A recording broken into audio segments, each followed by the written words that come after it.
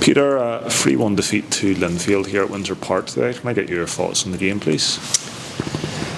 Well, just naturally disappointed, Ryan, first and foremost. You don't like getting beat. And whether that's with a good performance or a bad performance, you still get the same points if you're beaten. And I think that's what we discussed in the changing room after the game, is that we need to start really to start to marry up the performances with the mentality of ensuring that we win. But if we don't win, at least we're coming away with something. We deserved today to come away with something, but football is a very cruel game, and you don't get what you deserve in football if in the big moments of football games your mentality is not strong and you're not doing the basics right, or you make wee small bad decisions in the pitch and you get hurt and you get punished by a team like Linfield. And for maybe, I don't know if I'm maybe seeing it through blinkered glasses, but I thought for 95% of that football game we were the better side, and we've come away with nothing. And that's the disappointing thing about it, and that's something we need to rectify, and we need to rectify it soon.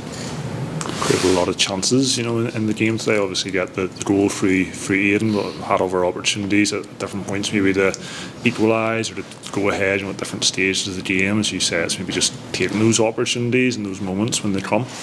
Absolutely. Well, I think you come to Windsor and in the first half you limit Linfield to a speculative curling shot from Charlie Allen and a good save by Nathan at the end of the first half, and a goal that's a clear foul. I mean, I believe Chris has just got that wrong, and that's fair enough. He's a human being, he makes mistakes. I made mistakes today, and I'm not, no bad blood with Chris at all. I think he's an excellent referee, but I think when he looks back at it, he'll see that there is a push on Billy Joe. Billy Joe's 6-7 yards out, the ball's coming to his head, he just has to clear the ball out of his box, and he's got a nudge in the back from Chris McKee, and it's a foul. So, and on the other hand, in the first half we made 3 or 4 good chances, and then in the second half thoroughly deserved the equaliser, and then Big Adam has a great chance to put us in the lead, and I think he's done everything right, to be fair to the big man. I think he's struck the ball well, he's put it to the side of Chris Johns. It's a nice height for the goalkeeper, but that's not Adam's fault really, and Chris has made a good save. So I think if we had went 2-1 up, nobody in the ground could have had any complaints about that. And then I think a big turning point in the match is Billy Joe having to come off. Billy Joe has to come off, and it's not just Billy Joe's experience and nous and ability. I thought Billy Joe and Jimmy and Luke were really, really good in that back three, but in tandem with that, with Billy Joe having to come off and Joe having to go to the right of the three, I think we took the most outstanding player on the pitch today out of midfield and had to put him into defence. I thought Joe Crow he came off when we went 180 or maybe 1-0 even. He came across in the break of the play for a drink. And I just said, listen, I'm really enjoying watching him play football today. I thought he was absolutely tremendous, just his composure, his ability to pass the ball, his ability to sense danger, pick up second balls. And we lost that Billy Joe coming out of the team and Joe having to go back in there. It just hit us a wee bit. It was a wee bit disjointed, and that maybe was the tail of the tape in the end. Is there any concern on Billy Joe after losing him towards the end, and maybe an update if there's any on Paul Heatley, who was missing today also? Yeah, I'm not sure about Billy Joe. I didn't actually get a chance. I didn't get a chance to see him when he came off, and I didn't speak to him too much about the injury in the changing room. I don't think it's too serious. I don't think so. He was his usual self in the changing room.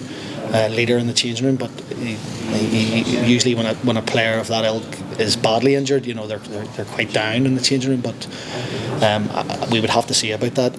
And Paul has a swollen knee and has had a knee problem now over this last week. He came out of training on Thursday night, and we thought we gave him a fitness test this morning, but he didn't pass that. So it's not long term, but it was today was just too early.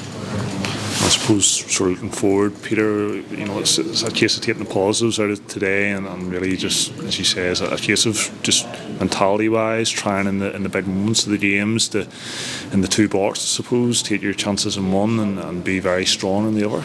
Yeah, 100%, Ryan. It's you just, the training pitch is there for a reason. There's a reason why we train hard on a Tuesday and Thursday night. It's a reason why every football team trains, is to get better and to practice. You only get better by practicing, and we are working incredibly hard.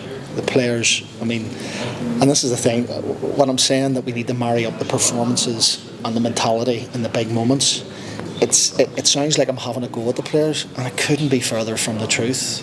This bunch of players, it's up there with some of the best squads of players that I've ever worked with. Not in terms of ability or talent, but just in terms of their camaraderie and just their personalities.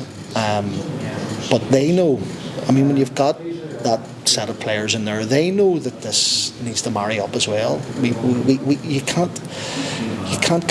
Over the years, you've seen many teams across the big leagues in Europe who have been brilliant football teams, but they've been relegated. And there's a reason for that. And we have to make sure that we continue to work hard, continue to do it. We've got all the ingredients. And we just have to keep working, and not accept that today. We can't accept being beaten. It happens in football, of course it does. But we can't accept it. And the minute we start accepting it, then we're in trouble. And we're certainly not accepting that, and we all know that. Thank you, Peter. Okay. Thanks.